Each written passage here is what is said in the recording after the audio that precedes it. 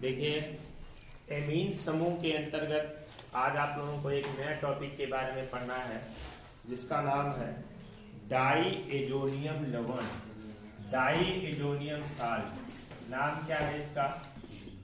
Die azonium लवण, die azonium salt कहते हैं।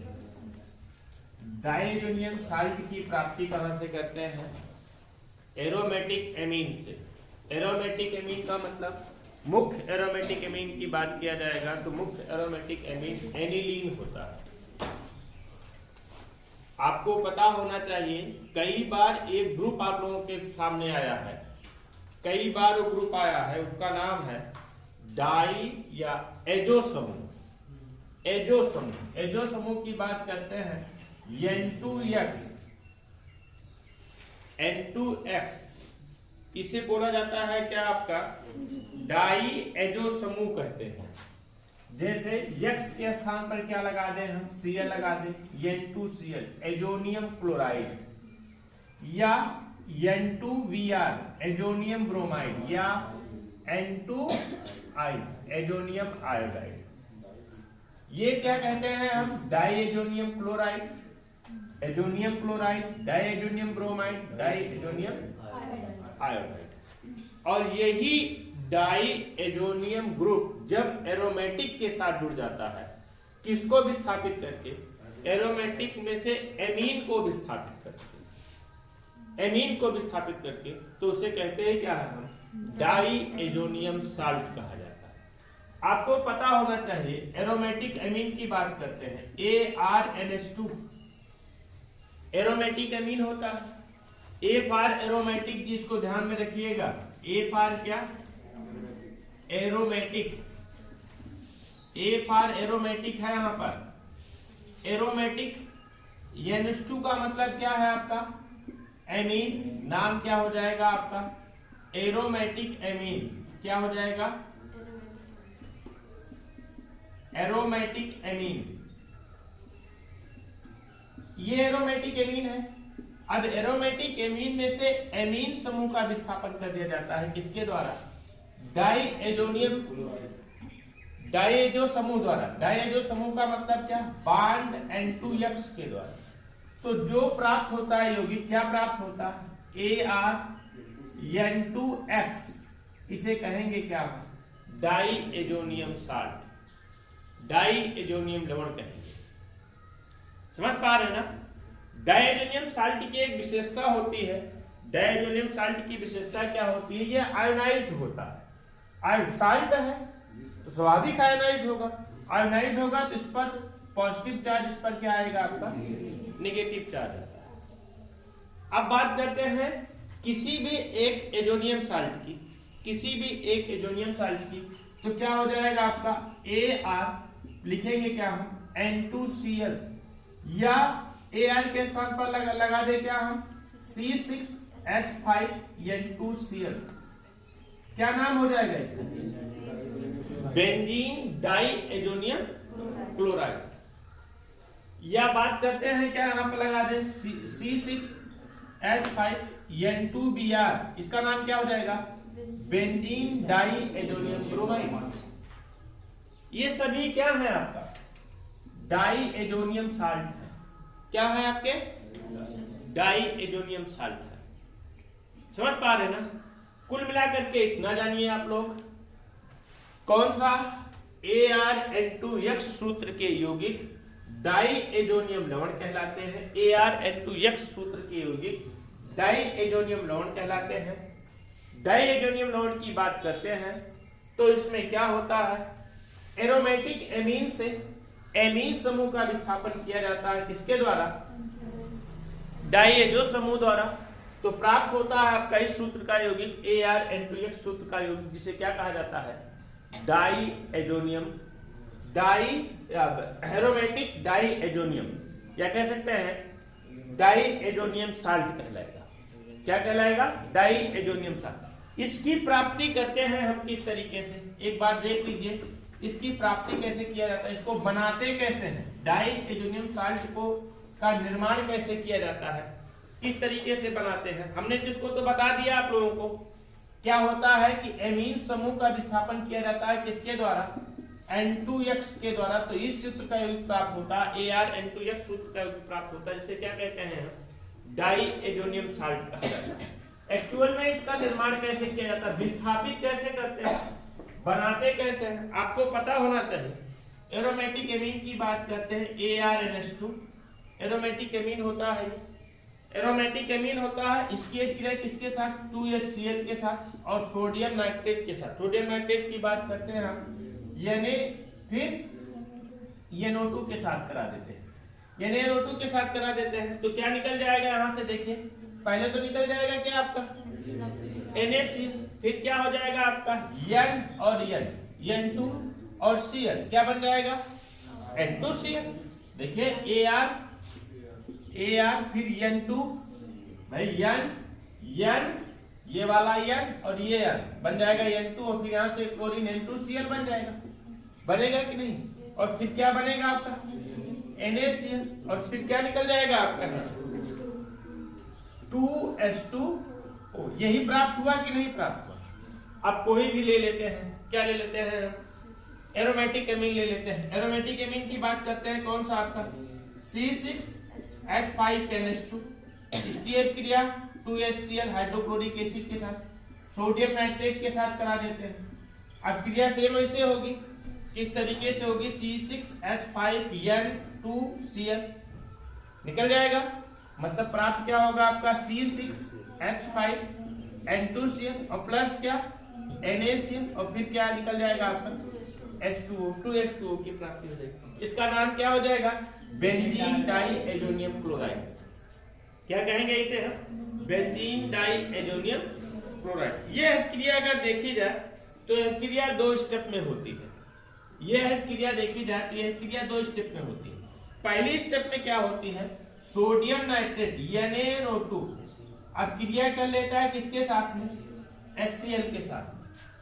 HCl के साथ में क्रिया करता है तो बना लेता है क्या आपका NaCl, और फिर बनता है क्या HNO2। HNO2 क्या होता है, HNO2 और प्लस क्या NaCl, नाइट्रस अम्ल का निर्माण होता है ना। यही प्राप्त हुआ HNO2, अब एनिलीन के साथ क्रिया करता है, कैसे C6H5NH2 और प्लस क्या HNO2, और फिर यहाँ पर क्या लगेगा आपका HCl hydrochloric acid, hydrochloric acid लगेगा, बन जाएगा क्या C6H5NCl, मतलब बनेगा क्या आपका C6H5N2Cl और प्लस क्या निकल जाएगा आपका H2O। देख लो चाहे H2O निकलेगा कितना 2H2O, क्या निकलेगा 2H2O का। अगर इन दोनों अभिक्रियाओं को हम जोड़ लेंगे तो हमारी यही अभिक्रिया प्राप्त होगी। समझ पा रहे हैं ना। तो कुल मिलाकर के इतना जानिए क्या कैसे प्राप्त करते हैं हम डाइएजोनियम लवण को, डाइएजोनियम। अच्छा इसका नाम क्या है, benzene diazonium chloride, benzene diazonium chloride. कुल मिलाकर के कैसे प्राप्त करते हैं हम, किस तरीके से एमीन समूह का विस्थापन कर दिया जाता है एजो समूह के द्वारा, और येजो समूह की उत्पत्ति कैसे होती है, सोडियम नाइट्रेट और किसकी क्रिया, हाइड्रोक्लोरिक अम्ल की क्रिया किस पर करा देते हैं हम, एनिलीन पर करा देते हैं, तो आपको इस तरीके का यौगिक प्राप्त होता है जिसे क्या कहते हैं, बेंजीन डाइएजोनियम क्लोराइड। समझ गए ना, समझ गए ना। पूरा बनाने की विधि इतना है, सिर्फ इतना है। ये अभिक्रियाएं पीछे भी आप लोगों को बताई गई हैं, क्यों, क्योंकि एजोनियम क्लोराइड बहुत बार आया है, ये यौगिक बहुत बार आया है पीछे, बहुत से यौगिकों के निर्माण में इसका उपयोग किया जाता है।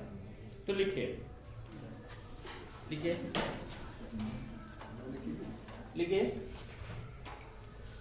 ArN2X सूत्र के यौगिक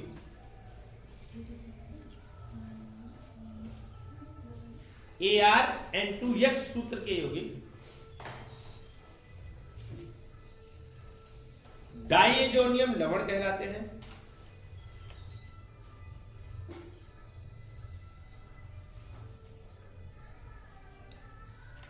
डाइएजोनियम लवण कहलाते हैं।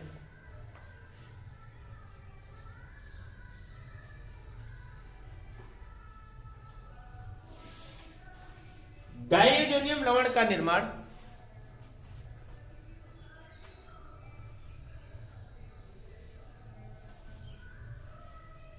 डायजोनियम लवण का निर्माण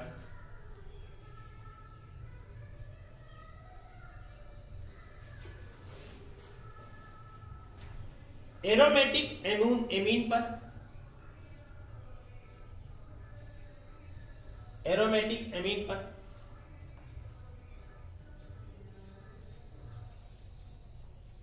एरोमेटिक एमीन पर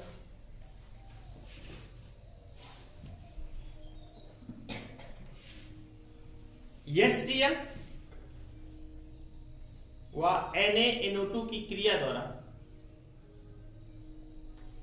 या NaNO2 की क्रिया द्वारा बनाया जाता है।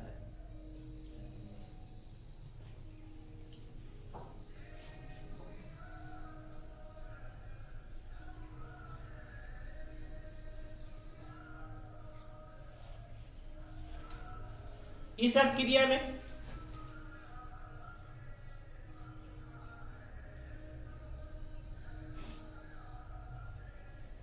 किस समूह का,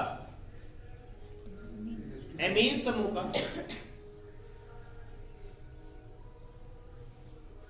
एमीन समूह का डाइएजो समूह, डाइएजो समूह कौन सा होता है, N2X द्वारा विस्थापन होता है, द्वारा विस्थापन होता है। और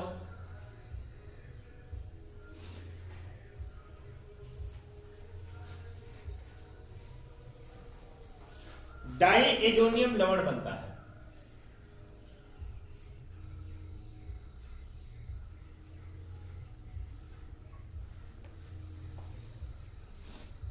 यह क्रिया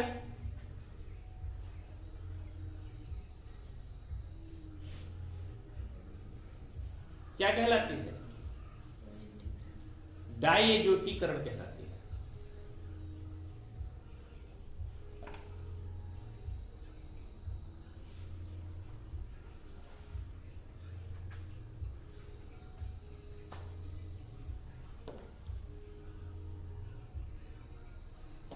डाइएजोटीकरण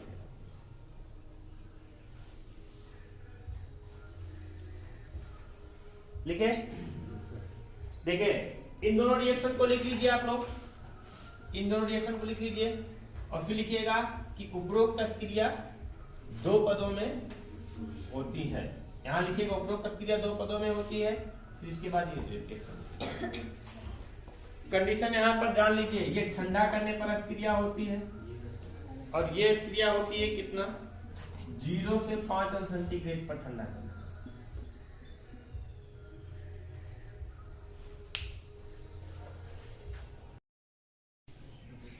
देखिए अब आप लोगों को पढ़ना है डाइएजोनियम लवण, डाइएजोनियम लवण की रासायनिक अभिक्रियाएं, रासायनिक गुण। हमने आपको बताया कि डाइएजोनियम लवण एक ऐसा कंपाउंड है जिससे अनेक प्रकार के एरोमेटिक कंपाउंड्स का निर्माण किया जाता है। तो इसके रासायनिक अभिक्रियाओं को हम इनके उपयोग से समझते हैं, कहां कहां पर इनका उपयोग किया जाता है, किस किस यौगिकों के निर्माण में। ठीक है, तो पहला लिखिए डाइएजोनियम लवण के उपयोग, रासायनिक गुण डाइएजोनियम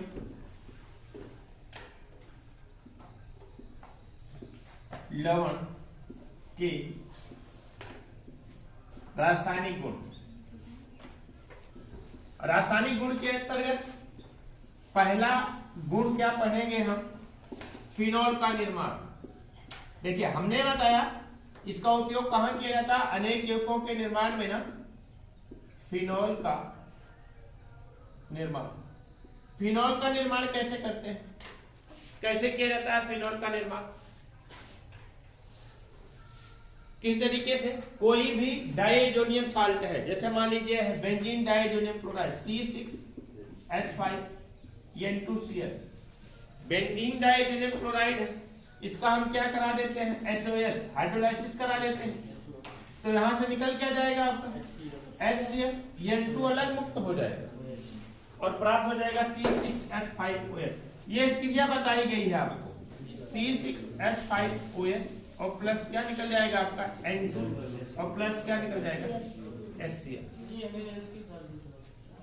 हाँ Cl NaCl निकलेगा, NaCl निकलेगा। तो ये क्या है, फिनॉल का निर्माण हुआ कि नहीं, ये क्या बना आपका फिनॉल बना कि नहीं बना, फिनॉल का निर्माण होता है। देखिए और दूसरे बेंजीन का निर्माण, बेंजीन का निर्माण कैसे होता है, या इसी को बोलते हैं बेंजीन का निर्माण। बेंजीन का निर्माण कैसे करते हैं, सीधा लिखिए बेंजीन का निर्माण। बेंजीन का निर्माण किस तरीके से होगा, बेंजीन बनती कैसे है, देखिए लेते हैं C6H5N2Cl, इसकी क्रिया कराई जाती है आपकी हाइपोफास्फोरस अम्ल और H2O के द्वारा। हाइपोफास्फोरस अम्ल H3PO2 प्लस H2O, इसका नाम क्या है हाइपोफास्फोरस अम्ल, हाइपोफास्फोरस अम्ल, और H2O से इसकी रिएक्शन करा दिया जाता है तो बन जाता है, जानते हैं क्या, यहां से निकल जाएगा C6H6, देखिए निकलेगा बेंजीन C6H6, H3PO4 बनता है। H3PO4 क्या है, कई बार आया आपका आर्थोफास्फोरस, आर्थोफास्फोरस और प्लस क्या निकल जाएगा आपका N2 और प्लस निकल जाएगा HCl, इसे बोलते हैं क्या है हम आर्थोफास्फोरस।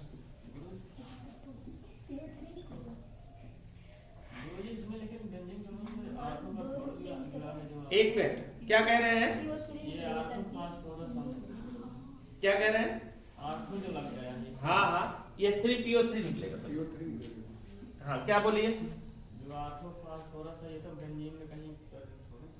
बेंजीन में नहीं, बेंजीन बनाने में हमने लगाया क्या आपका हाइपोफास्फोरस अम्ल लगाया, ये हाइपोफास्फोरस अम्ल परिवर्तित हो जाता है किसमें, आर्थोफास्फोरस अम्ल। देखिए H3PO2 हाइपोफास्फोरस अम्ल होता है, यहां से ऑक्सीजन निकलेगा, इसको ऑक्सीडाइज कर देगा और ऑक्सीडाइज करने के बाद क्या बन जाएगा आपका आर्थोफास्फोरस, समझ ना, और फिर क्या बन जाएगा आपका यहाँ पर बेंजीन का निर्माण होता है, बेंजीन बनता है। तो बेंजीन के निर्माण में अभी एक अपक्रिया बताएंगे, सीमान अपक्रिया, इसको नोट करिए।